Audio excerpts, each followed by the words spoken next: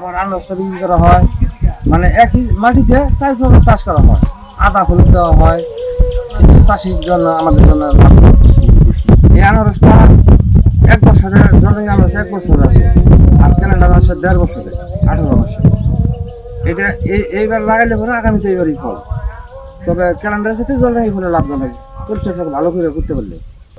আনারস এই যে এখন 2 মাস আগে গাড়া শেষ জলপাই, হয়তো বা কেউ এখনো লাগাইতেছে, ওটা নামি হবে। এটা লাগাইয়া সেরিয়া পাহাড় থেকে পাতা আনিয়া পাতাদের ঢাক দিয়া যাতে এই গাছটা কম ওঠে। তারপরে মাস 3 পরেই আবার সার আরম্ভ করবো, নিরানব্বই আগাছা এই গাছগুলো সাফ করা যায়। তারপরে প্রতি মাসে মাসে সার দিতে হয়, 6 মাসে যারা চাষ জমি বেশি তারা জুম দেওয়া করায় কামড়া দিয়া, আর আমগর মতো লোক কম সম নিজেরা করে 2 একটা কামড়া চালানো লই, এইভাবেই হয় আর কি।